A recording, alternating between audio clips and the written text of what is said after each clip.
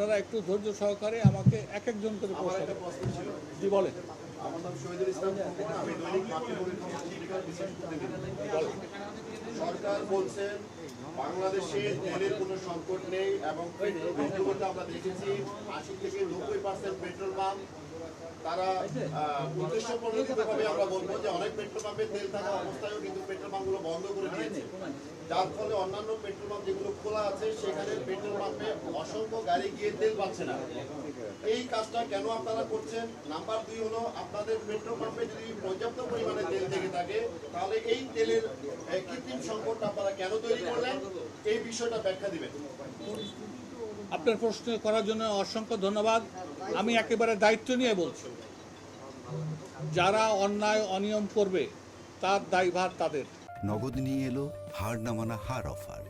সর্বনিম্ন ১০,০০০ টাকা রেমিটেন্স নগদে পাঠালে থাকছে স্বর্ণের হার জেতার সুযোগ।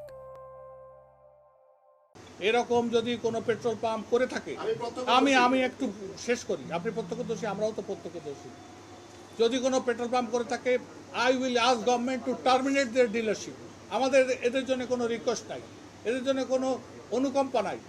আমার জানা নাই এটা কত পার্সেন্ট পাম্প করছে। একটা জিনিস আপনাদেরকে বুঝতে হবে, একটা পেট্রোল পাম্পে তেল যে ট্যাঙ্কে থাকে, ওই তেল যদি পুরোটা সাকশন করে ফেলে, পরবর্তী তেল আসলে ওদের ইয়ারলক হয়ে যায়।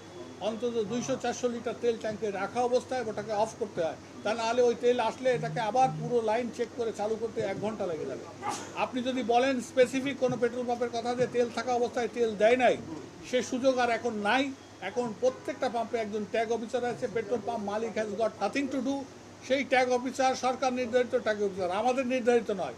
উনি কতটুকু তেল আসছেন, কয়টা পর্যন্ত দিবেন, কাকে কতটুকু দিবেন, এটা নির্ধারণ করার ব্যবস্থা হয়েছে আজকের থেকে। এবং পেট্রোল পাম্পের ম্যানেজার মালিক কারোর সাথে কথা বলার দরকার নেই। They will sit in the petrol station, they will allocate ট্যাঙ্কে কী আছে, কী দেওয়া হবে। এখানে আমাদের আর কোনো দায়িত্ব নাই। অতীতে যদি কোনো কিছু ঘটে থাকে, আমি আবার দায়িত্ব নিয়ে বলছি, if it is so, let the government terminate their dealership. We do not have any complaint. আমরা অবশ্যই সেই পেট্রোল পাম্পের মালিকের সংগঠন থেকে বহিষ্কার করব, সরকারকে টার্মিনেট করার জন্য সহযোগিতা করব, এর জন্য কোনো আন্দোলনও করব না। বন্ধ পেট্রোল পাম্পগুলো খোলার ব্যবস্থা করবেন কিনা? কোন পাম্প বন্ধ আছে বলেন? অসংখ্য পেট্রোল পাম্প আমি এখনো দেখে আসছি। আপনার বন্ধ আছে কোনটা? শুনেন।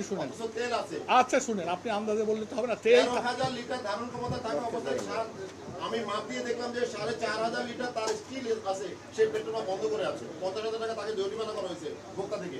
এই তো ফাইন। ক্রাইম করলে তার সাজা হবে। ফাইন করেছে, that is the right thing. হ্যাঁ, আমি তো বলছি না আমার ১০০ ভাগ লোক পরিশোধিত। আপনি কি বলতে পারেন আমরা ১০০% সাংবাদিক তার সঠিক দায়িত্ব পালন করছে? এখানে তো ইয়েলো জার্নালিজম তো অনেকেই করে, তাই বলে কি সব সাংবাদিক খারাপ? এ কথা বলা যায় না।